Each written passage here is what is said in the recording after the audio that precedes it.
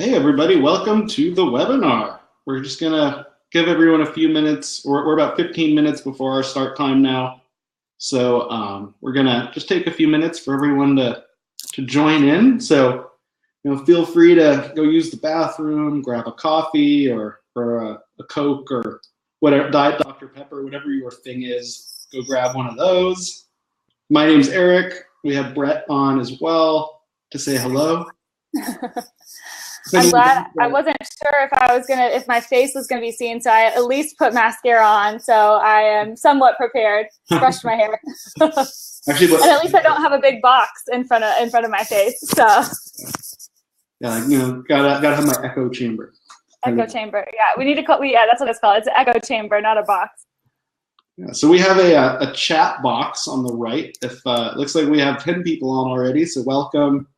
Karen, Alyssa, Taryn, Laura, Kim, Christina. You guys are the overturns. Courtney, Kiana, I think I said that right. Sorry if I butchered it. Welcome. If you want to say hi in the chat box, we're here. Let us know you can hear us. Yeah, actually, I was thinking maybe I should run to the other room and grab a caffeinated beverage. What do you think? Should I up my level? I don't drink much caffeine, so a little bit goes a long way with me.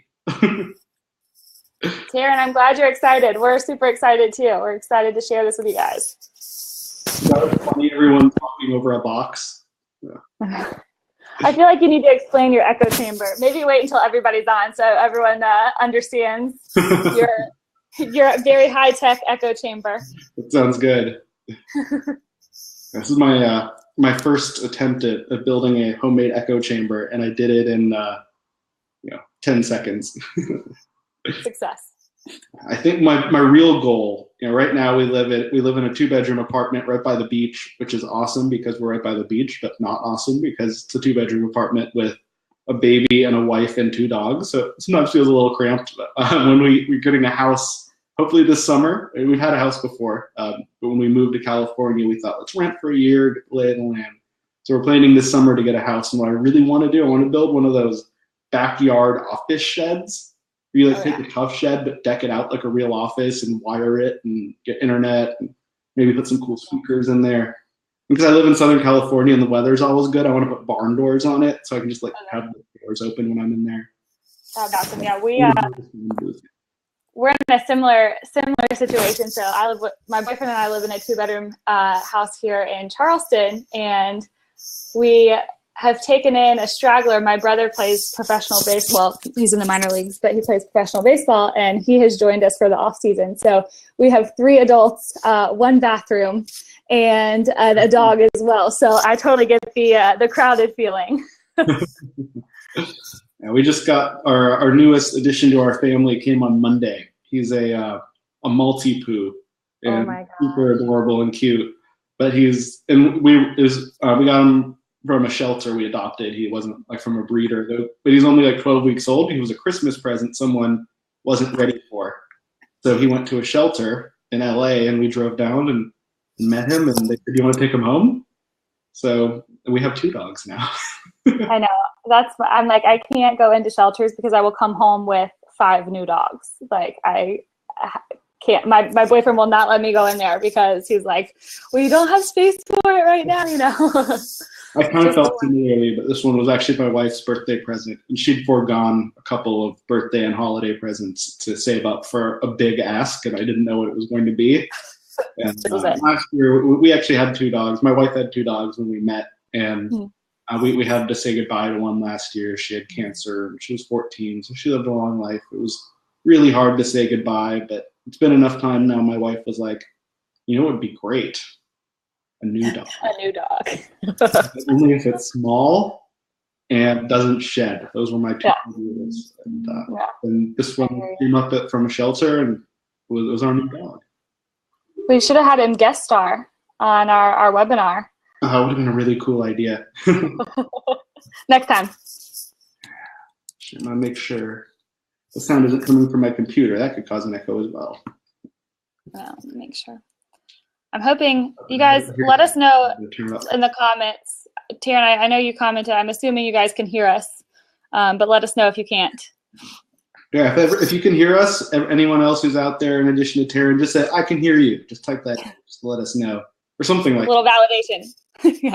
So we're not just speaking to dead air out there. It'd be like, Eric, your hair's messed up. No, I know my hair's not messed up. So that's awesome.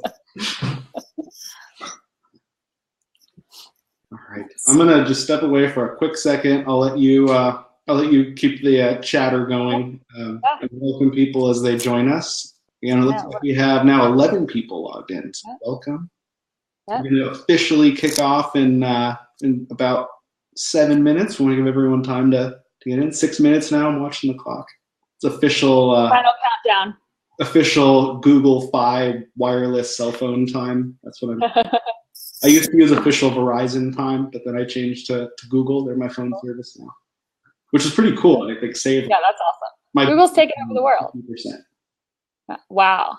Yeah, it was big savings. So sorry, Big Red. Actually, not sorry. If they'd charged me half of what they were charging, I'd still do it.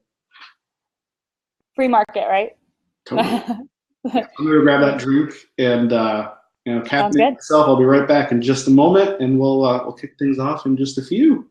Perfect. And if anyone, I know a lot of the people that have signed on, might be doing the same thing as Eric, grabbing a drink or getting ready to go, getting rid of distractions. But if you guys have questions or any topics that you want to make sure that we cover on the webinar today, just let me know in the chat box. That'll be open the whole time. So as you have questions, if we're saying something and you're like, that really doesn't make sense, or I'm not sure how that would apply, just let us know there.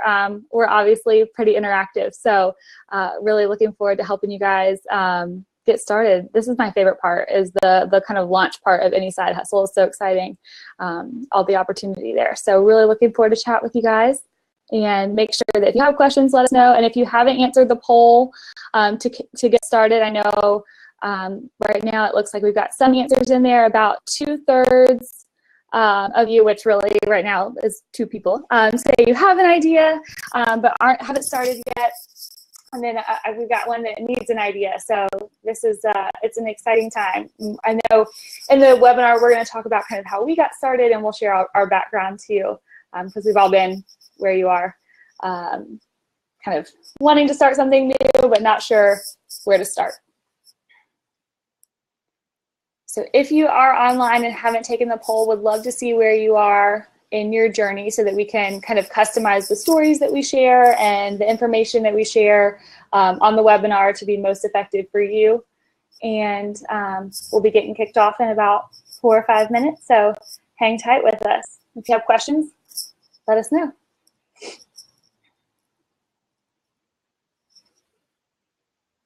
It'd also be fun if you were listening. I just thought of this too, because I was thinking about how Eric and I are on opposite ends of the country. Let us know where you're dialed in from. I would love to know if I have any fellow East Coasters online, or if most people are out west with Eric, or somewhere in the middle. So let us know where you're listening in, and might make some connections. So I'm here in Charleston, South Carolina. Eric's out in California. So where are you guys listening in from?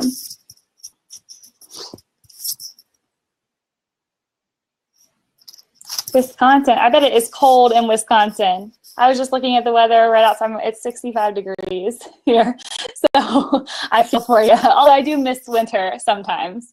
I can't complain too much about the 65 degrees we're having right now. Negative 17. No, that's tough for me to. I always say I can handle cold weather for short periods of time, like when we go skiing. So as long as I can ski on it, snow is okay. But I went out to Minneapolis for a job interview one time, several years ago now. And I got there and they were like, yeah, this time last year we had 12 feet of snow on the ground. And I was like, I just don't know if I could do that. So here I am in South Carolina in my 65 degree weather. Although it is a little bit depressing when you have to turn the air conditioning on in the middle of summer or in the middle of winter. A tough one. All right. Okay, so Taryn, you're used to the cold. I'm from Atlanta originally, so I don't do cold weather as well. Used to that warm weather. anyone else, if you guys are just joining us, I know we're up to 13. We had, I think, close to 100 people sign up, so we'll wait for and see, and hopefully as many people can join live as possible. We should have a replay as well if you had that question. We should be sending out a replay after the webinar, but we had close to 100 people show up. So as you're logging in, my name is Brett. Eric is joining us as well. He went to grab a drink before we get started. We'll get started in a couple minutes. But let us know as you're joining.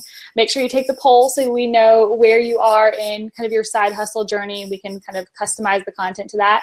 And then also in the chat box, share where you're listening in from. We've got me in Charleston, Taryn in Wisconsin, Eric in California. So we'll see kind of where everybody is joining from as you guys log in, and we'll get started. We're getting close to time, so we'll get started shortly. Let's see. Got a couple more responses to our poll here. Now we're at 50-50 people who have an idea or need an idea. So we'll go through some ideas as far as how to determine what a good next step for you. If you need a side hustle idea, we'll talk through some of that. So hopefully for those of you who aren't sure what you want to do but know that you want to start something, that'll be a good topic for you guys to tune into.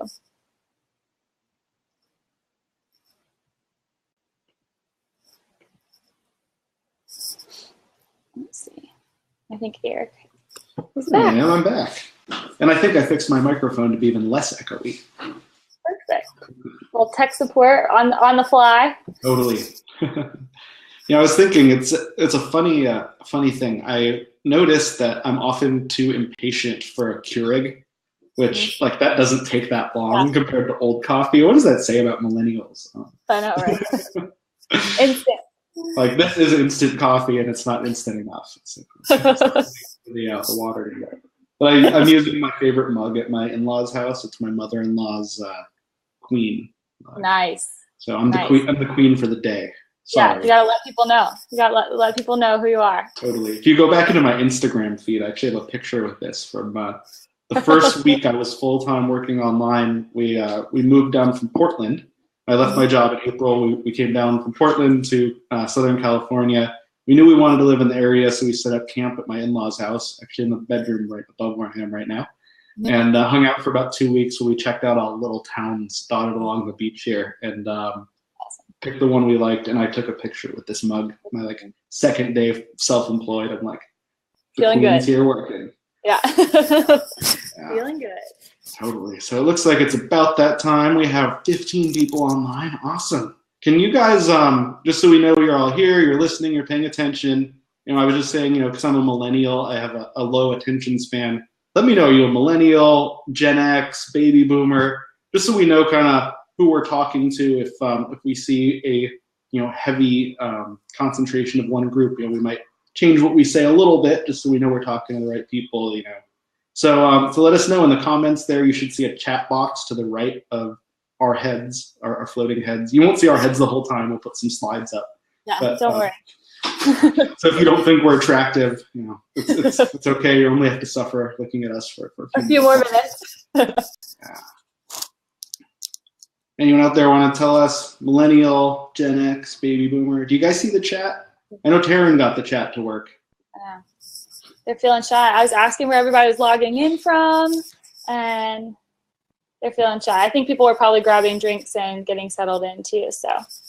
Yeah, waiting for those Keurigs to heat up. Yeah. So Taryn, where in Minnesota are you from? If you don't mind saying the city. I'm from. I was born in Minneapolis, actually, third generation. And when I was born, it was February 4th in Minnesota, and there was 4 feet of snow on the ground. A lot taller than I was when I was born. I was totally a cold baby. Something funny about Minnesota. Then we'll get started after this silly story. I'm by Rochester, yeah. So the cold. So in Minnesota, a lot of places don't have anything like this. You wouldn't think about it. There's a service that some of the cities offer. That if there's a huge snowstorm and you go into labor, you call this number and a plow will come to your house and you can follow it to the hospital. It will plow you a path because when there's 3 feet of snow, what are you going to do? And that happens up there. Here, I think the worst problem I'm going to have in California is a sunburn. I don't know. I know, that's why I was telling her, I was like, it's 65 degrees here in Charleston. We had like a week of winter. It'll probably get cold in a couple weeks for another few days, but that's about it. Yeah. Not too much winter weather here. Well, we're up to 17 people logged in. We've only had one person say hi in chat. So if you're out there, please do say hello. Let us know where you are. And we also asked, are you millennial? Are you Gen X? Are you baby boomers? So we know kind of who we're talking to and where we're talking to, because that helps. Although in a minute, we will keep the chat open, ask questions throughout.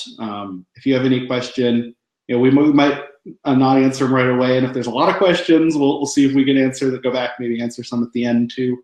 But we'll try to answer as we go along if we're able.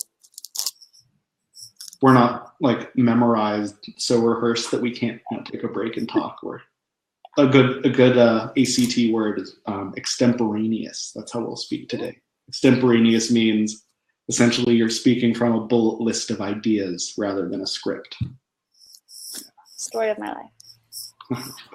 All right, so let's kick it off. I'm going to see if you guys can hear hear the podcast music go. We'll see if you can hear that, then. And if not, no big deal. But I thought that'd be a fun way to kick things off, because that's how I kick off my podcast. It gets me in the mood. You have a song that gets you? Do you have a song that gets you pumped? Yes, but there's so many. Like I am horrible at picking music. If you ask me my favorite song, it would take me 20 minutes to answer because I have no idea. Let's see. I should have pre-pulled up my podcast music. I know you built it. You built it up. We're ready. I know, let's just like listen to the beginning of an episode. That's even easier because I can do that faster. So let's see. You guys hear this? Do you hear any music? Not yet. No music? Is it just playing through your headphones? Well, I'm hearing music, so I'm pumped up now. That's all we need. I just needed to be pumped up. So let's kick it off. I'm going to pull up this. I'm going to share my screen so you guys will see our slides. Oh, it says, please install screen sharing extension. Uh-oh. Oh, perfect. Well, if you want to start talking, I will do that. Yeah. If you start kicking things off. And tell us about yourself. Yeah, so I'll give you guys a little bit of background as kind of how this webinar came into existence. I reached out to Eric. I had been following his blog for a while. I'm sure you guys are in the same boat as I am and have been reading his content. He does such a great job. I reached out to him. And I said, let's put together a webinar. I know so many people that I talk to are wanting to start a side hustle, have kind of either an idea in mind or know that they want to do something and aren't sure where to start. So I said, let's put something together where we can kind of share our expertise, our collective expertise, and share it with the world and help you guys get started. So both of us have done it, kind of taken a side hustle full time. So we are excited to share some tips and what I kind of broke it down into 4 steps to starting your side hustle. So sweet. Does everyone see the screen there? I can. You see the slides? Awesome. So we'll dive in. So thanks for that intro, everyone, and thanks everyone who's on. Let's say we have about 20 people on right now, which is awesome. I'm so excited to have you. Happy Saturday, or as my people say sometimes, Shabbat Shalom, if there's anyone in the Jewish crowd. So happy Saturday. I know the reason we picked Saturday morning for the time to do this is we figured it was the time that you were least likely to be at work, which makes it one of the best times to work on side hustles, right? All right, so Brette was just telling you about herself. I'll let you just do a quick rundown again, let people know who you are, why they should listen to you. Yeah, so I am, again, my name is Brette Rowley, for those of you who are just joining, and I am a business coach. My background is in marketing, so I actually worked in a very similar capacity, just in the corporate world, helping entrepreneurs grow their businesses, and decided that I wanted to do it for myself. So I started my own business and, again, did something very similar where I was doing it on the side. I had a few clients on the side and ultimately took the plunge. So now I really focus on helping people launch and grow their businesses, whether it's, I'm working with photographers right now, realtors, everything that you can think of, financial advisors. So I'm really excited to talk through how to make it successful, because I know that so many people want to do this, and it's my passion to help people see that as a reality rather than just something that, you know, everyone else is able to do. So really excited to talk through it with you guys today. Awesome. And my name, I'm the guy who's pictured on the side there. If you saw my face a second ago, I have a beard now, so I don't look exactly like that. My name's Eric Rosenberg. I have been side hustling for almost a decade now, which kind of blows my mind and also makes me feel a little old. I started, actually my first side hustle I didn't even realize was a side hustle. I started as just a little hobby thing. There was this thing called Blogger. It wasn't even owned by Google yet. In 2006, I started a blog about Israel and the Middle East. It was originally called, because I didn't know how to name websites or anything about branding, it was Eric's Political and Economic Insights.blogspot.com. Wow. So that was a bad name. It became later known as the Israel Situation, which is no longer around. It was a fun project though, but it taught me so much about blogging and the internet. I started what I called Narrow Bridge Adventures. And Narrow Bridge comes from, actually, it's from a Jewish song by a distant relative of mine who's a very famous rabbi. And the song in Hebrew goes, Kol ha'olam kulo gesher tsar me'od. I didn't think you were getting a foreign language lesson today, did you? And that means the whole world is a very narrow bridge. And the most important thing is to not be afraid. So so many people were afraid of money, afraid of failure with money and finances. I thought, you know what, I just quit working in a bank. I had a finance degree. I knew so much. I was the guy who was approving mortgages and things. I knew so much about banking that a lot of people didn't know. Mm-hmm. And it's such a mystery area. I thought, you know what, I'm going to start a blog and just talk about what I'm doing with my money. And fast forward to April 2016, it let me quit my job. I'm actually, most of my revenue does not come from personal profitability. It's 10% on a good month, 5% or less on an average month. So it's more of a passion project. Where my money really comes from is my freelancing business. I used to make a lot from web design and development as well. I've kind of stepped back from that because I'm making so much more per hour as a writer than I was as a web guy. So writing is my primary focus now. And I had a record income. We'll share with you guys. You can find, if you go to personalprofitability.com, click at the top, there's a link for my income reports. You can see I shared how much I've made online since February of 2012, I think. I'm going off the top of my head. I'm going off memory. But a couple of months ago, I had $16,000 in revenue in a month, which like totally blew my mind. So that was my second month over the 5-figure range. I've had 3 in a row now. So I call myself a 6-figure freelancer. And hopefully that gives me the street cred to help you guys. Yeah, and Brett, I can only see the slides while I'm sharing. So if you see any questions, anything in the chat that pops up, you want to talk about, let me know. Keep your eyes there. And I will also say I'm just still seeing the first slide. It's not like in presentation mode, so I don't know what's going on there. Bear with us, you guys, as we get this all figured out. Awesome. Okay, let's try this one more time. The slides. You see it now? Still see our faces. Okay. This is strange. You guys thought you were done seeing us for the morning. We thought you were rid of our faces. I'm going to try this another way. Let's see. I'm switching to Google Slides instead of PowerPoint. Let's see if that works better. So I'll kind of, while he's doing that, I'll talk you through the next couple of topics that we wanted to talk through. And that's really just how prevalent the idea of a side hustle is in the US right now. So if we were looking at slides, the first one says that 26 million Americans currently work a side job. So whether it is financially motivated or passion motivated, or like Eric's was, 26 million people have something that they're doing outside what they would, call their day job.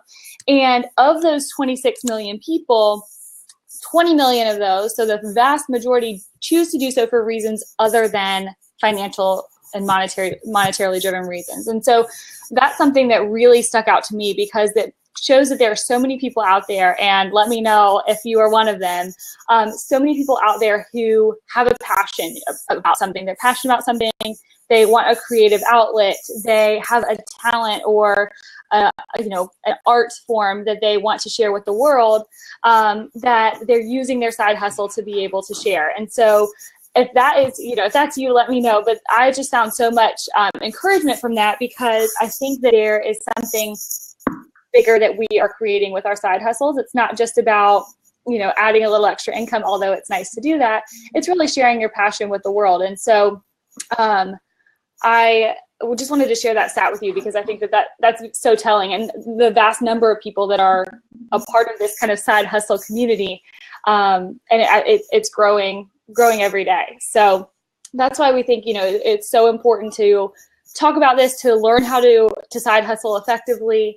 And ultimately, if it is your goal, if it's your goal to take it full time, how to be successful enough to do that. Although I know many of my clients have a side hustle and they're perfectly happy in their day job, and they want to work the side hustle on the side as it is. So that was kind of our goal for creating the webinar, is putting together some help and guidance for those of you who are ready to get started, and to be able to help you, kind of guide you along the way, avoid the mistakes that we made, and get you started. So, all right, do you see the slides now? 26 million Americans currently work a side job? I do, and we got our faces too. Okay, well that's fine by me then. Let's just go with that. Okay. Or actually, let's see. Maybe I can. Let's see if I can maybe blow it up. Now, do you see our faces? Now, how does it look? Let's see. Perfect. Sweet. So there was a study that came out recently, and Brette was the one who dug in and found some of these numbers. But I saw the study as well. There are 26 million Americans currently working a side job in addition to their primary job. Which, if you think about it, 26 million. That's a lot of people, right? So if you want a side hustle, you're not alone. There's a lot of people trying to figure it out. And something interesting that popped out, over 20 million do it for reasons other than money. We're going to focus on doing it for money today. But that's just an interesting thing. A lot of people do it because it's a passion, because it's something they love. So don't feel discouraged if you're not making money right out the gate, because I wasn't either. Again, this has been over 8 years I've been working on this to make 6 figures. It started, I was really excited to make 8,000 a year, and then 10,000, and then 12,000, and then 20,000, and then 40,000. It grew over time. So don't get discouraged if month one you're not making thousands of dollars, because no one's going to make thousands of dollars the first month, or it's very rare. So, and they go hand in hand too. I think it doesn't have to be one or the other. Whether you're building your side hustle because you have a passion about something, obviously that's great. But if we can make money from it too, then that's the the end goal. So I think that they certainly go hand in hand, or at least my hope for them would be that they go hand in hand. So now let's really dive into this stuff and get you started on your side hustle. Yeah. So we broke it down into 4 steps, and the first is clarity. So for those of you who are not sure, you don't have an idea that you're really set on, this is perfect for you. And I really want to encourage you, and I put it here, to begin with the end in mind. And what this will allow you to do is grow your side hustle much faster. If you take the time to sit, and you're already one step ahead because you're on this webinar, but if you take the time to really plan out your goals, your products and services that you're going to offer, what this side hustle is going to look like, you're going to be able to accelerate your growth that much quicker. And so this is something that I work through with many of my clients who, have kind of stumbled into something. Maybe they had a hobby that they want to turn into, a business model. And I encourage them to take that time to really focus on, okay, how can we build this in a way that is going to be profitable for you? So when we're talking about clarity, you want to ask yourself, where do these 3 things combine? So where do your strengths, what are you good at? So I encourage my clients, make a list. Okay, these are the things that I'm good at. This is what my friends or family members ask for my help with. That's a big one. Think about what your strengths are and make a list there.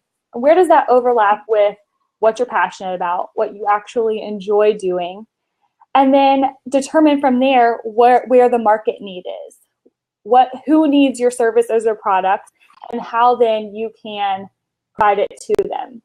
And so what I've done, just to kind of help you guys start to brainstorm, it's going to be different for every one of you as you're making these lists of strengths and passions. It's going to be different for every one of you, but I broke it down into kind of 4 main ways that most side hustlers bring their products or services to the world. The first is to create something.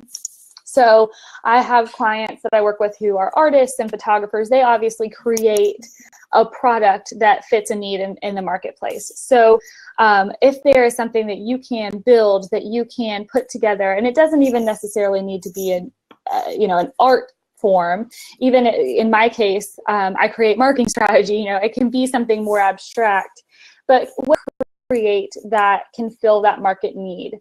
And as you're thinking about what you can create and what might be a good fit here, also consider, is there a byproduct of your work that is also valuable? And the reason that I bring that up, I had a client that I worked with last year who she makes custom-made soaps, and they're actually really cool. They're like crazy designs.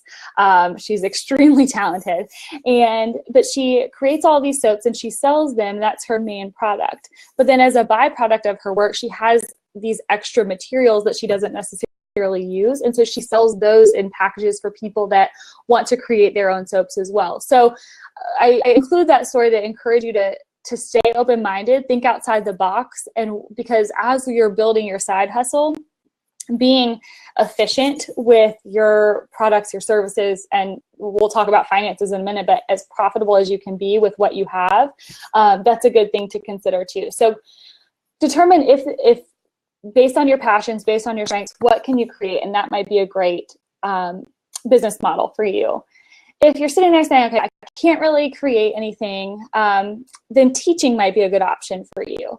And this is kind of where my business overlaps. So if you consider, are people interested in learning skills that you excel at? Do you enjoy working with people and coaching them through either different parts of their lives or their business or a particular skill that you have? Teaching is a great tool to be able to employ in your business model as well. And there are so many different ways that this can manifest itself. You're experiencing one right now. Obviously, webinars are one great way to be able to share your skills. I have clients that work one-on-one with and have kind of one-on-one clients that they charge a higher rate to, and then I have some that work in groups and they teach groups their skills. And so figure out if your strengths is something that people are wanting to learn how to do. Teaching might be a really great option for you as well. And there's so many ways to build that either online or in person, that this is kind of an area that I see blowing up, and a lot of people overlap the two. So if you are, for example, I have a photographer that I work with, and she is obviously that's her main revenue stream, but she also is taking on younger photographers and more inexperienced photographers and teaching them how to do what she does as well. So there might be some overlap for you. The next kind of area that I would consider is being a connector. And this is a little bit more of an abstract concept to consider, but think about the strength of your network. Do you have people that you could connect? Could you host events related to your area of your area of expertise? Could you create a collective of experts? I know there are some out there. I don't know if any of you are familiar with like the Rising Tide Society or the Creative Collective. There are so many groups of people that their entire side hustle is really just building a community.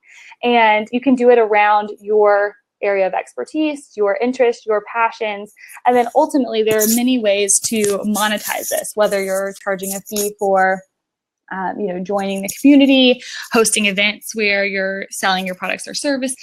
So lots of ways to monetize if connecting feels like that's a good fit for you. And then finally, the fourth kind of area is being a curator. So a lot of bloggers actually kind of fall on the line between teaching and curating. So what are the elements of your business, of your work, that you can collect for other people's use? So could you create a library of resources related to your expertise or interest? A lot of photographers create kind of stock photo libraries that they then sell a byproduct of their work. So think about what you could curate or collect to be able to add on to your business model as well. So once you kind of brainstormed about what you can offer, what products and services are going to be a good fit for the market, then it's time to define your audience. And this is one of the most overlooked steps that I see when I'm working with my clients, because they're so ready to jump in. They're like, I've got my products and services, I've got my business model, I'm ready to go. And they're all focused on what they can provide. And I have to kind of slow them down a little bit and say, okay, first, let's start with your audience. Everything we do from a marketing perspective and from a business perspective starts with your audience and determining who needs your services, who do you actually like working with. I have had so many people that come to me and they're like, I started this business, but now I hate it because I ended up working with the exact same people that I was working with in my corporate job. Or, it's not, I don't enjoy working with these clients. So think about who you actually enjoy working with, and then build what I call an audience persona. If you're not familiar with this term, it's basically just like a character almost of who is your ideal client.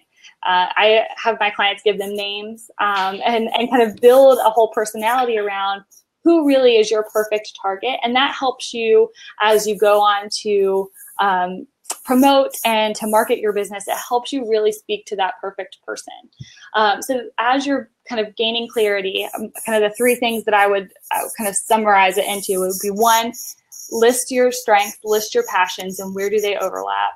Secondly, create a list of everything that you could possibly create, teach, connect, or curate. And then finally, who do you want to sell those products or services to? Who needs them and who do you enjoy working with? And how can you really define what that ideal client looks like? All right. All right. Well, thanks for that awesome intro. Absolutely. So next, actually, Brett, if you could hit mute, I'm kind of getting some feedback. I'm sure everyone else hear that too. Thanks. And I've heard a few people, I got an email, some people are having trouble connecting. If you're having trouble connecting, there will be a replay. So don't freak out that you're going to miss everything. If you miss anything, you can come back, listen again. We'll have that available. So next we're going to chat about our business model. So you have your idea, you're ready, you know what you want to do. But you have to take it to the next step and start turning it into a business. And there's this great quote. I actually love this quote. They say, entrepreneurs are people who are willing to work 80 hours a week to avoid working 40 hours a week. And I can totally relate to that. I work super, super hard now. I work sometimes long hours, sometimes short hours. It depends on the day.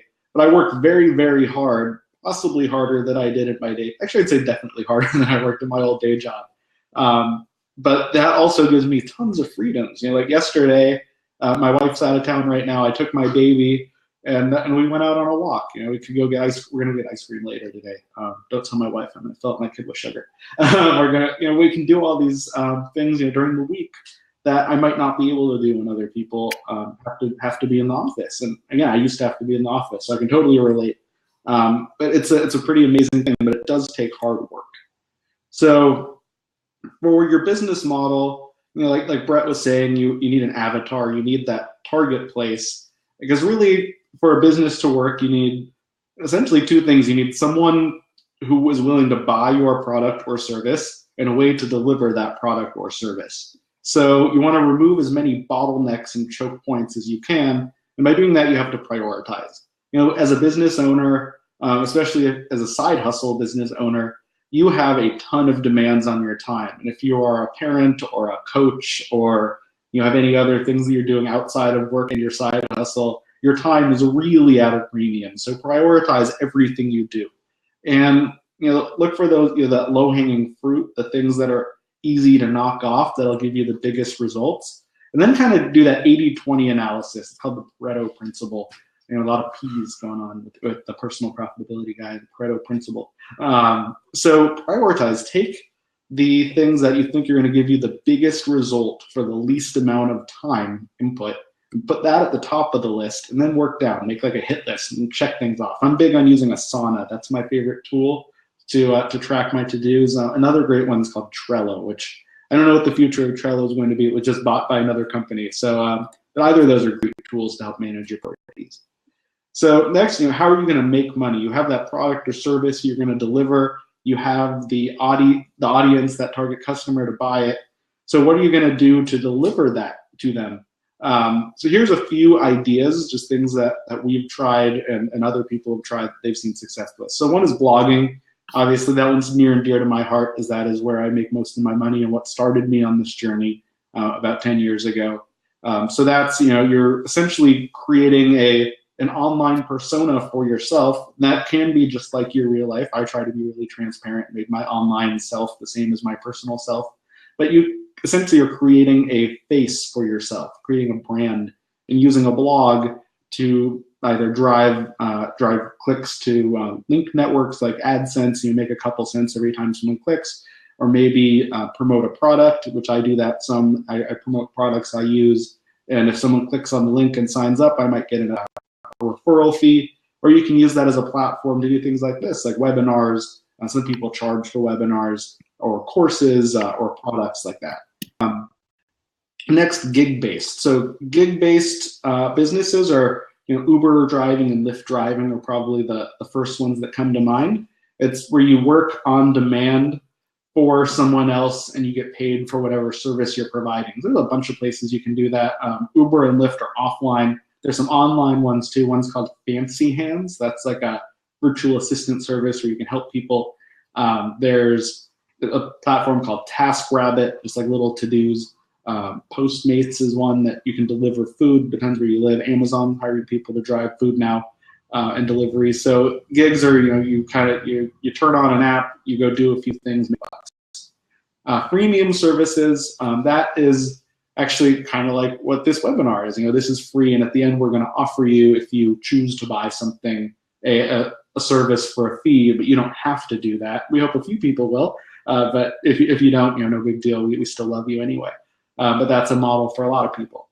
Recurring revenue, that's like I've been winding it down, but I had a subscription-based service that people could sign up for $75 a month, and I would do backups of their website, keep them secure, keep them up to date, and if anything happened, if there was a hacker or the website went down, I was on hand to help them solve that problem. So they'd pay me every single month. It was a recurring revenue stream I could count on, and but that meant I had to be on call pretty much 24 hours a day to fix people's websites.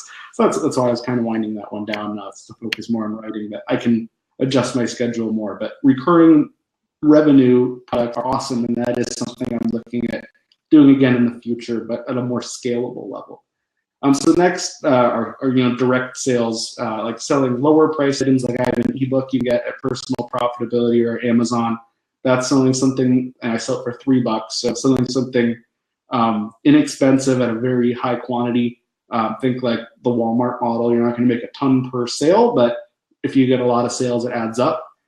The other model, high touch sales, that's something like if you've heard of Ramit Sethi from I Will Teach You to Be Rich. He's a brilliant online marketer, and he sells courses that often cost you $3,000 or up to $10,000, $12,000. So if you're going to make a multi-$1,000 purchase, that's a lot different than you going and buying a $3 ebook. So it's a different business model, but another one that you could see, he's making well into the 7 figures. So next, let's look at our business structure. So if you start a side hustle and don't tell the government and don't register anything, you are by default a sole proprietorship. The sole proprietorship means that you are running a business, running it as yourself. So if someone hires me, they write their check to Narrow Bridge Media, that's my company. But as a sole proprietor, they would just write it to Eric. They'd write it to me. The benefits are it is really cheap and automatic and doesn't take any work to set it up. But the downside is if anything goes wrong and someone sues you, they could go after your personal assets. So most people aren't going to get sued. It's not like this thing you have to be like super worried about. But as your business grows, it is something to think about, trying to register your business to give you an extra level of protection. So that leads to the next type of organization. It's called an LLC, Limited Liability Company. I was an LLC for like 7 years. So this is super common. The big benefit of an LLC, if you separate your personal finances from your business finances, which you should always do no matter what anyway, and run your business as a business, what happens if someone sues the business, they don't sue you personally. I mean, they can try, but it's called a corporate veil or a corporate shield, that you have your personal assets safe. So let's say I run a flash mob company called Denver Flash Mob. My wife actually runs it now. It's denverflashmob.com. Somebody in a flash mob event falls, twists, breaks their ankle. That we have big waiver things on the website when they sign up saying we're not liable if you trip and fall when you're trying to dance. But if someone does, they could try to sue the business, and if they sue Denver Flash Mob, they can't go after my own bank account or my assets. They can only go after the assets of the business. The next one is an S corp. An S corp is it's what I'm doing now. I registered as an S corp when I moved to California in April. It's more complicated and more expensive, but gives you even more protection for your business than an LLC. And most people, as a side hustle, an LLC is the most you're going to need to do. An S corp, don't start to think about that till you're making, I'd say, about $40,000 a year. There's some tax savings as an S corp. I'm not going to go too deep into that now, but just be aware that that's there as your business grows. There's also an option to have your LLC taxed as an S corp, which is kind of a hybrid of those two. Again, we're not going to dive too deep into that, but it's good to be aware you can do that. So next, let's talk about logistics. So you have your idea, you have your target customer, you think you want to start as either a sole proprietorship or an LLC. It's time to get going and figure out to start delivering your business. So the first thing that I think every single person needs to do when you're starting a business, it doesn't matter if it's a restaurant or a brick and mortar store or anything else, you need a website. Or how else can people find you? There's a story, you might have heard this if you listen to my podcast. There's a pizza place about 3 blocks from where I live in Southern California. And I heard they looked good. I'd heard it was the best pizza in town, been around for like 50 years. So I went to try to find their website to order, and I couldn't find their website because they didn't have one. So I couldn't order from them. I couldn't call them up and say, oh yeah, I saw this in your menu online, because they didn't have a menu online.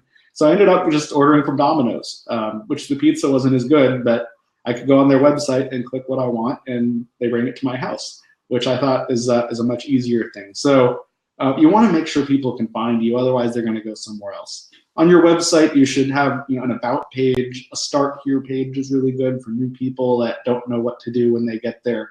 A great example for a start here page, if you go to smartpassiveincome.com, that's Pat Flynn's site. Pat's a great guy. I've known him for a few years. His start here page is epic, so check that one out. Another good one is Derek Halpern's site. If you Google him, he'll come up. So those are good start here pages. But you really need to get at the core of it, list out your products and services, what you're going to sell, how you're going to deliver it, and how much people are going to have to pay. We'll talk a bit more about how to price in a few minutes, but you have to have that idea of pricing and an ability for people to go on and find that. Next, you want to get that website up and running, as I just said. I actually created a free course just a few weeks ago. The website's really ugly, but if you go to fastbusinesswebsites.com, you can sign up there. It's totally free, and you can see videos of me making that website. So you log into the website. I know it's kind of meta, right? It's like a very odd concept, watching the website you are on being built. But there's a series of, I think it's 9 videos, but it only takes, the first video is 5, it's just a hair under 5 minutes.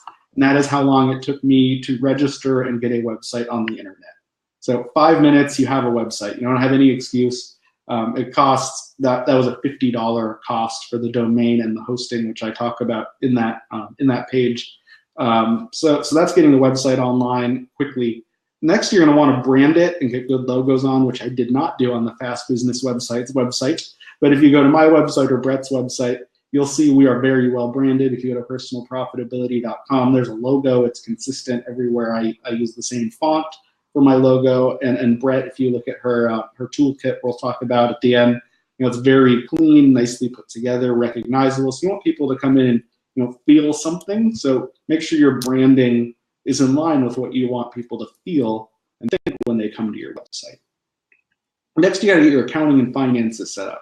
As I mentioned earlier, you have to separate your business finances from your personal finances. If you don't, those LLC protections that I talked about, where if someone sues you, they can't sue you personally, that all goes away.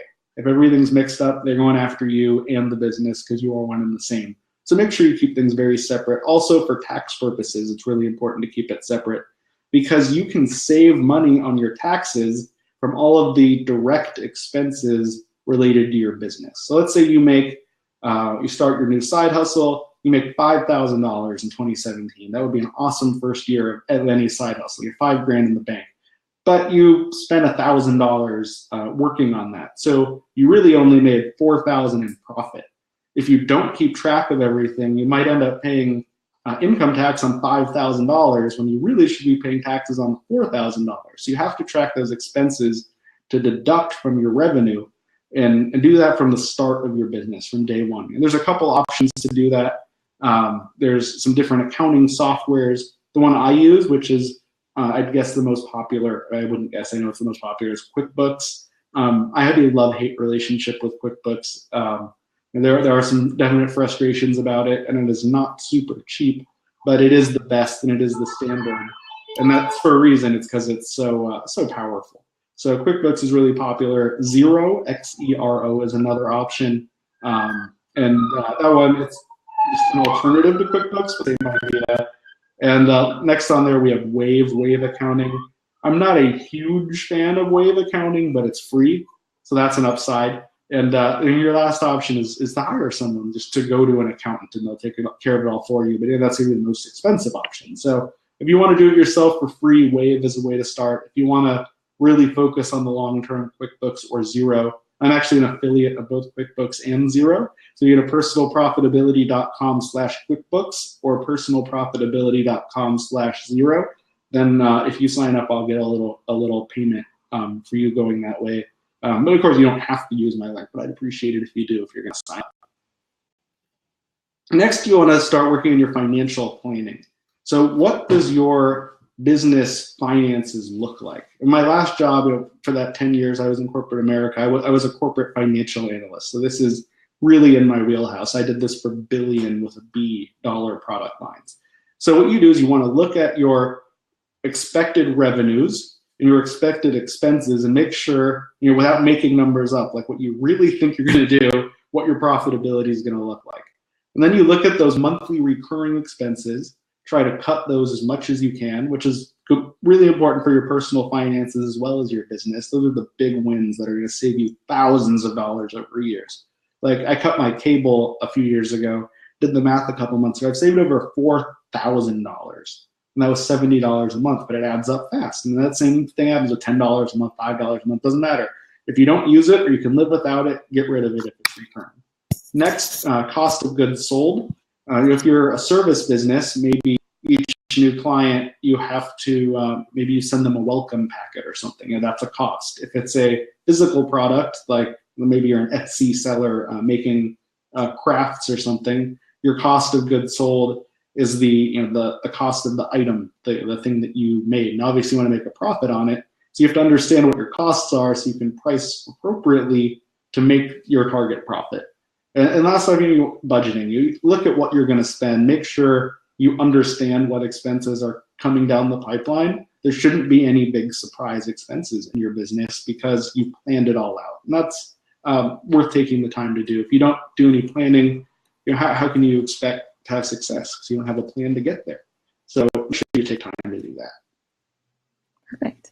All right, so before we move on to I'll say the fun part is, but the launch of your side hustle, Taryn had a question and she said, say you make $100 your first year, should you still split that tiny amount out from your personal finances? I'll let you, since you are our financial guru, sure, yeah. I will let you tackle that one. Yeah, so yes, you should, even if it's just $100, because the IRS actually requires it. It's kind of the law. So when you do your personal finances for your income tax return, which it's January, so that's coming up soon in April, you fill out a form 1040. That's your personal income tax form. There's an additional form for business owners called a Schedule C, and that is what you use to report your side hustle income as either a sole proprietorship or a single member LLC or an S corp in most cases if you're a solo owner of that. So definitely keep that separate so you can put it on your Schedule C, and that's how you tell the government, here's how much money I made, and they take, let's say your tax rate's 25%, they're going to take 25 out of that $100, which is a bummer. But if you don't report it, it's against the law. And if you do report it, also there's a big benefit to you. You have that Schedule C, which you can then use. Let's say you want to get a business credit card because you want to get the miles and points, not because you want to get into debt. Don't get credit cards and get into debt. But if you want a business credit card, that Schedule C, you can take to the bank and say, like, here's my report to the government. This is how much money I made. And they can use that to approve you for loans and credit and bank accounts, things like that. So you want to track everything from day one. If you're, if it's really small, only $100, you might not want to use something like QuickBooks or Xero. Like I said, Wave is free. Or you can just use an Excel spreadsheet or go to Google Sheets. It's like Excel, but free online. That's how we actually are presenting this with Google Docs spreadsheet or presentation program. So you can go to Google Sheets and set it up for free and just, every time you make money, type it into a revenue column. Every time you spend it, put it into an expense column. And that is totally sufficient for a brand new business. It doesn't have to be a fancy accounting system. Perfect. All right, so now that you have some clarity around what you want your side hustle to be, you've got the logistics set up, you've got your website, you've got your brand, you're all set financially. Now is kind of time to hit the ground running. It's time to launch. And this is, for me, the fun part. But this is really kind of the culmination of your efforts, right? So you want to make sure that you're making the most of your launch. And so to be able to do that, the first thing that you want to do, and it sounds, I can feel you guys rolling your eyes. I know it sounds simple, but the first thing is to set a goal. And I am all about, you might be able to tell when we're talking about clarity, but I'm all about sitting down and setting a goal and getting really clear before you start to do something. And so with your launch specifically, obviously your goal is to launch your side hustle, but be more specific around that. So if your goal is to land 3 clients, or if it's to sell X number of things that you make, or hit X number of profit, whatever your particular goal around your launch is, make sure that you're really clear on that. And so that as you're planning it, everything is geared towards it. So for example, it might be something as simple as I want to build relationships with these 3 key partners that are going to help me grow my side hustle down the road. Or, I want to build my email list up to 300 people, or whatever your personal goal is. Make sure that it's really clear and that everything else that we'll talk about is going to be building towards it. So once you have a goal, then it's time to consider what type of launch you want to host. And there are a million, but 2 that I'll focus on are online versus offline launches. And so this will come into play depending on your audience, depending on your business. If your audience is spread out across the country or around the world, obviously an in-person launch is probably not very practical. So you want to do something online. By contrast, if you're a very community-based business, having an in-person launch is a really great opportunity. So just determine what's going to be best for you. So some examples, if you are running an online-based business, all kinds of different examples of launches. You could do giveaways, you could host a webinar, email courses are a great tool to be able to use. Contests are great to build excitement around the launch of your side hustle. Challenges, I've even had some clients use some crowdfunding tools depending on the situation as well. So lots of different opportunities for an online launch. Offline is pretty simple, parties, networking events. I also encourage, as you're starting your side hustle, look for events that are not necessarily in your industry, but that your ideal client's going to be going to. So for example, I've been talking about my photographer clients a lot, but I have several clients who are in the wedding industry, and they continue to go to wedding industry conferences, and they meet a ton of other photographers and a ton of other wedding planners and a ton of other people in their industry that are not their ideal client. So look instead for in-person events that are going to be geared towards your ideal client. So then once you have determined what kind of in general what your launch is going to look like, the next thing is to choose a date. And this one's simple. And I always kind of like to encourage my clients to choose a date that scares you a little bit, but still is doable. So for example, I launched an online course back in the fall, and I made a goal for myself that I was going to create, launch, and do everything within 6 weeks, which was terrifying, but also achievable. So choose a date that pushes you, but is going to give you enough time to be able to execute effectively. All right. So once you have determined what type of launch you're going to be hosting, you've chosen a date, you've set a goal, now it's time to promote. And this is the key piece, because you only get to do a launch once. You only get to launch your side hustle once. And so you want to make sure that you are making the most of it. And so this is kind of my, if you'll see on this chart, this is kind of my, continuum of promotion. So you start with your personal network, then expand out to referrals in your community, and then on to paid advertising if that's something that you want to incorporate. So first, you're going to take advantage of your existing network. Your network, I guarantee, is more powerful than you might even think it is. So take advantage of your existing network, reach out to past clients, past colleagues, mentors, etc., to start to build that excitement. You can use, obviously, social media is a good tool here, email, and just continue to promote through your personal network and then grow from there. So just to give you a few, I can go on for days. I'll spare you because I know we're going on 50 minutes, but I can go on for days about ways to market your business. But I've broken it down into probably 5 or 6 that I want to share with you guys. So we just talked about networking, but I'm going to harp on it one more time.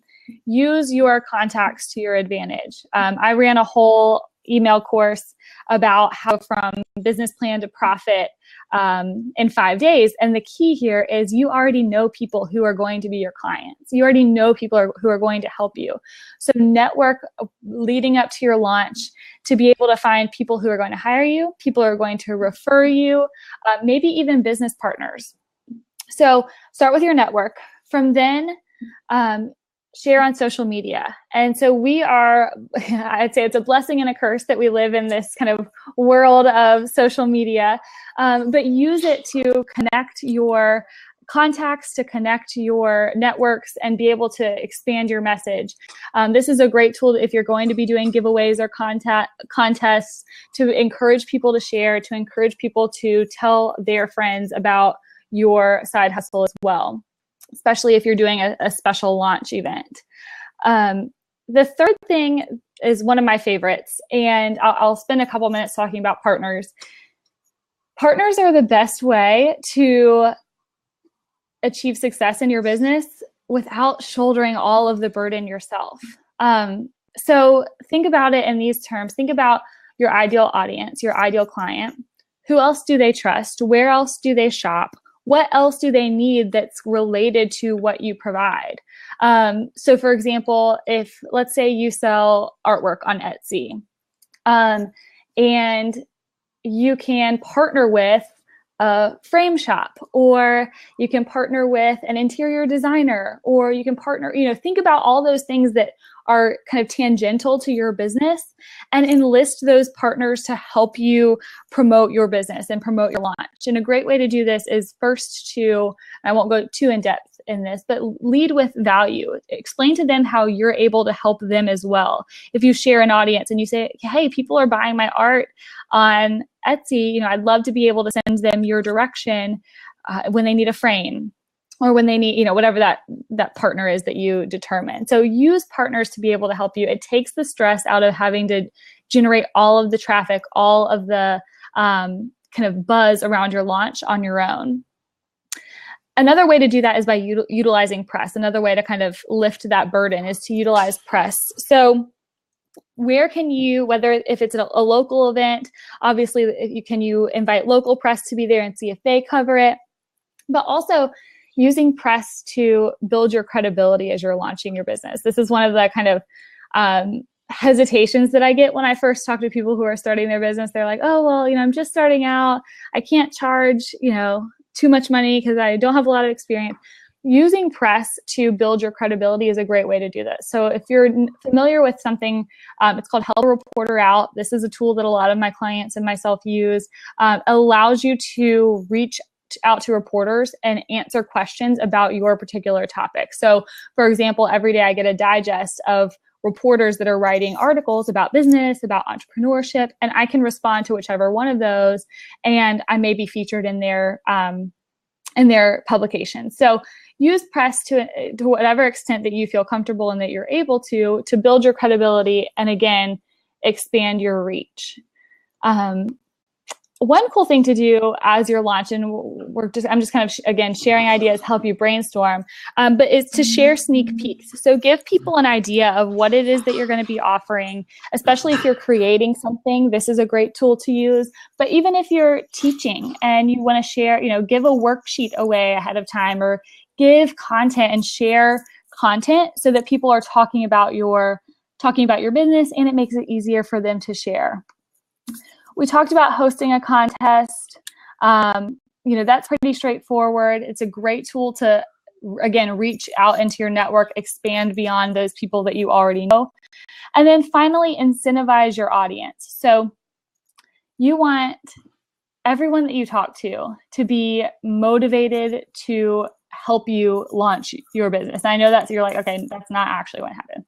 But if you can make your business mission driven, in other words, make people feel like they are part of something bigger, then they're going to be that much more likely to share your business, to recommend people to you, to be talking about you when your business launches. And so I'll give you an example. For me, when I launched my business, I didn't make it about me at all.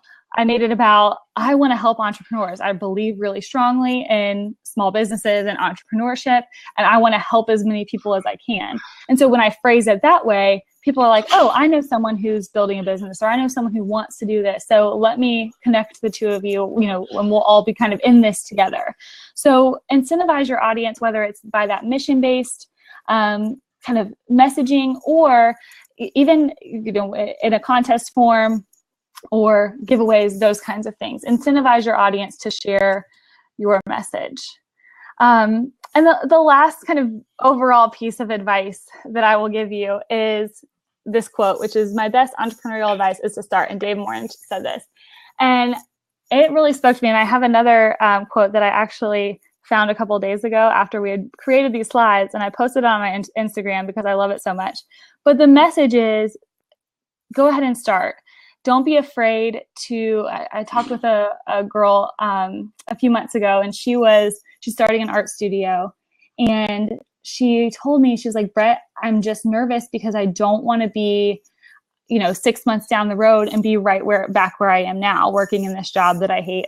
She was afraid of failure. And I told her, no matter what, if you start, if you build something, even if it fails, because it might, it's a reality of entrepreneurship that you're going to have some failure. Even if it fails, you are light years ahead of where you were at the beginning. You're always going to continue to grow. So I want to encourage you just to start, even if it's taking a first baby step, and you already are doing it by, listening in on this webinar. Take a baby step and, register your domain, or think about your products and services, whatever that is. I pulled up the quote, and then we'll kind of get into the next piece, which is where we'll give away some stuff for you guys and kind of put a bow on everything. But this quote is from Hugh Laurie, and it says, "It's a terrible thing, I think, in life to wait until you're ready." He said, "I have this feeling now that actually no one is ever ready to do anything. There's almost no such thing as ready. There's only now. And you may as well do it now." He said, "Generally speaking, now is as good a time as any." And so that's my biggest kind of thought that I want to leave you guys with is, don't come to me. I hate for people to come to me and say, I've been thinking about this for 3 years. I've been thinking about this for months and months and months. So I want to encourage you guys to get started. And this is a great first step that you guys have taken.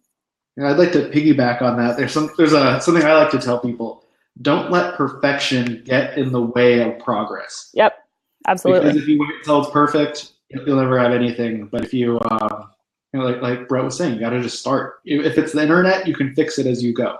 But if you don't start, you won't get anywhere. Absolutely. So just quick recap what we talked about. Step 1, gain clarity, figure out what you want to do. Step 2, choose a business model, how you want to register, how you want to deal with your finances. Step 3, set up logistics, get your website running, get everything put together, focus on your taxes, reporting, legal stuff like that. And step 4, launch. Just do it. And as you can see from that fast business websites link, if you go through that after, you could, 5 minutes after this webinar ends, have your website up. 5 minutes. That's like, how many hours did you waste watching TV or having Netflix and chill time in the last week? Could you have carved out 5 minutes to start your business website? I bet you could have if you thought about it. Absolutely. So now's the fun part. So we have some exciting things for you guys to take advantage of. So really the two places that people get stuck when they're launching their businesses, in my experience, is one with their website, which Eric has shared, a great tool to be able to kind of push past that roadblock. And then secondarily with pricing their services. So many of my clients and people that I talk to really struggle with pricing their services. So I'm going to send you guys, I'll send it out in an email this afternoon, a pricing calculator that's going to help you take the guesswork out of figuring out what to charge people. So keep a lookout for that. And what I want you to do when you get it, I want you to use it instead of just kind of practically, okay, this is what I can charge. I want you to see past that and see, okay, what does this mean for my business? See the opportunity that comes from it, because it'll give you, let's say you have X number of clients or X number of sales. This is the pricing. It'll show you and help you kind of project your revenue numbers. And so look at it as opportunity and help use that to motivate you to get started, because that's an exciting number to look at. And then once you do that, I mentioned that I launched my online course in the fall, and this is it. So I created a side hustle starter kit.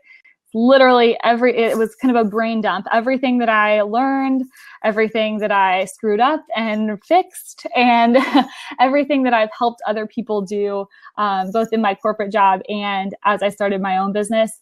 So we go through there's 9 modules. We go through everything from branding, and I talk more about clarity if you're still unsure there, all the way to more in depth about pricing, how to launch your business, how to continue to market it. And I've got some great experts that join me. I've got a Facebook ad expert and some digital marketing experts that join me. I've got a CPA that joins me. So everything that you need to know, and it's at sidehustlestarterkit.com. I'll include a link to that in the email as well, and also for Eric's links too. So we'll kind of sum all this up in an email to you guys. But I really encourage you to check that out. There's a free preview module, and the branding module is actually set as a free preview. So if you're like ready to go, want to get started, that's a good place to start as well. So again, it's sidehustlestarterkit.com. And if you have questions, if you get there and you're like, I'm not sure if this is for me, shoot me a note, because this is kind of my my kind of brainchild that I put together. So I definitely would love to help you guys get started. And this is a great place to start. Awesome. And there's the free preview slide. So again, sidehustlestarterkit.com. So I have a brand new course. It's 1 week long. It is totally free. And it's all video. I've actually been working on this for like 2 years, finally giving myself the kick in the butt to get it finished. And this is the very first place I'm telling anyone publicly about it. It hasn't gone to the email list yet, hasn't gone to the podcast yet. This is it. So it's personalprofitability.com/bootcamp. And what happens when you sign up, you'll get 1 email every day from me for a week. Then it ends. And each email has a link to a video that you can't find anywhere else that will take you through the steps to start your journey to personal profitability. So it starts with some personal finance stuff, then gets into some side hustle stuff. I'd like to think it's a great resource. Give it a try. Worst case, it took a few minutes, didn't cost you a cent. Again, that's personalprofitability.com/bootcamp. Also, I have a new service I'm launching I call the Personal Profitability Power Hour. So it is a session you can sit down with me for 1 hour, one-on-one. We'll do a video chat using Google Hangouts or Skype, whatever you prefer of those two. And we will go through your finances. When you sign up and you register, you'll get access to a special spreadsheet that I put together to enter some of your financial information. So when we jump on our call together, we have everything in front of us. We're not wasting any time. We can really dig in and help you dig out of debt if that's your issue, pay off credit cards, get you on track to get your finances under control. Or if you already have that part behind you, you want to focus on side hustles and business, there's a section for that as well. Or we can break it up however you'd like. So to sign up for that, you can just head to personalprofitability.com. There's a link for Power Hour in the main navigation menu at the top, or go to personalprofitability.com/power-hour. I shouldn't have put a dash in there, but it's too late to take it out now. So personalprofitability.com/power-hour. It's all in the dash. The dash gives it awesomeness. So that's what we've got for you today. So we got some freebies. We got a couple options for some courses or to work with us one-on-one. If you want to say hi to us, reach out. These emails go directly to us. We read every email. Brette's email's at the top. My email's at the bottom. And we'd love to hear from you. Let us know what you loved, what you didn't love.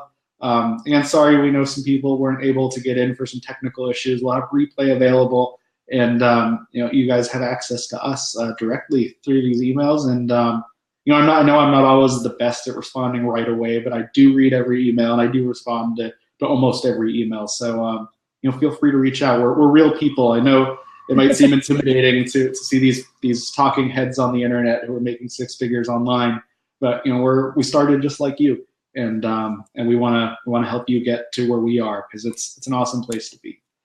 Absolutely. So with that, I'm going to shut down the.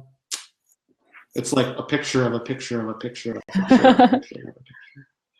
Here we are.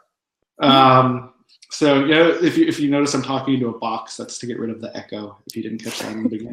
But thank you so much for joining in, for being a part of it. This has been super exciting, super fun. I'm so glad we had so many people sign in. We had about 20 of us make it to the end.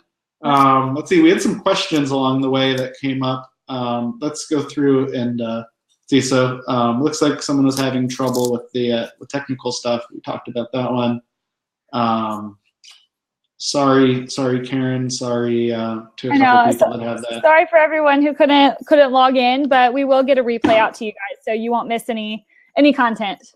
Yeah. So here's a question that looks like you already answered in text, but someone asked, for selling on Etsy, is it better to have an LLC or a sole proprietorship? There, like you said, there are probably a mix of those two. Most people don't know that there's such thing as an LLC. Most people haven't been through these webinars. I took a business law class in both undergrad and my MBA program, so that's part of why we're here, is because we've gone through this before. So most people don't know they need or should have an LLC. If you are selling regularly on Etsy, I would recommend it. It depends on what state you're in. A little bit. I started in Colorado. Signing up for an LLC in Colorado only costs $50 for the first year, and then $10 a year thereafter. So not make or break your life money. Here in California, where I live now, there's something called the franchise tax, and the minimum you have to pay if you're registered is $800 a year. So I think that's insane, and they need to get rid of it. Crazy. But that's like discouraging people from starting businesses. But it doesn't seem to stop people, because Silicon Valley is here, and you can see what goes on in California. It's insane, the business environment here compared to other places I've been. But so an LLC, if you live somewhere that it's affordable, go for it. It's a great thing to have and run. Are there any other questions? Anyone dropping questions in the chat or below? We're just over our time now, so I think that's gonna do it for the day. Thank you everyone so much. Thanks to the questions and the comments. Thanks for people who answered the poll. Again, our emails were back in those slides. If you want to find them, go back to the replay. Watch it again and again if you'd like, or take notes going through. But really, the one thing I want to leave you with is, like we were saying, it doesn't start until you take the first step. And it's awesome to be looking for ideas and to have ideas. But I'll leave you with this last little story. So I was a few years ago, more than a few years ago, I worked at a Boy Scout camp. And one summer, I was one of the people in charge of the food service for one of the camps. And what we did was all day, we would portion out spices and seasonings and ingredients into little baggies and put them in a box that the kids would take up and cook in their campsites together. And one time I was driving, I was on the way to see Warren Buffett at the Berkshire Hathaway annual meeting, sitting next to my friend Dima, and I said, Dima, I had this idea for a business. I could do that. I could package little spices and seasonings and ingredients and send them to people, because the thing that keeps me from cooking is, one, I hate finding recipes, and two, I hate going to the grocery store. So imagine if the food showed up already portioned just the way I wanted. I can see where this is going. And now there's a multi-billion-dollar company called Blue Apron. So don't wait, or you will be like me. And I listen to a lot of podcasts, and Blue Apron advertises in every podcast. I'm giving free advertising right now. But they acted and I didn't, so they're the billionaires and I'm not. And that's pretty much what happened. But I'm at least a thousandaire because I have started something. And yeah, don't let perfection get in the way of progress. Go check out that Fast Business Websites thing. You'll be online with your business running in 5 minutes, and go do it. You can fix it as you go. Don't be afraid to make mistakes. We've all made mistakes.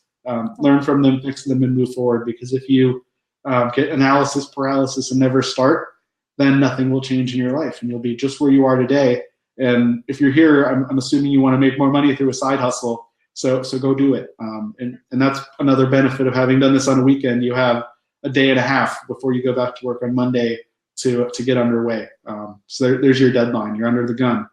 By the time you go to sleep Sunday, have a business of some sort up and running, and shoot us questions by email. I was gonna say, that's your homework. Let us know. Send us an email and let us know what you did this weekend to take the next step and move your business forward, because we'd love to hear. Who knows? You might be coming up on an episode of the Personal Profitability Podcast, telling your story about how you made all this money. There you go. All right. Well, thank you, everybody. I'm gonna move this box. You can actually see all of me. It's gonna get a little more echoey. But thank you so much. Thank you, Brett. Thank you, audience. Thank you, people who ask questions.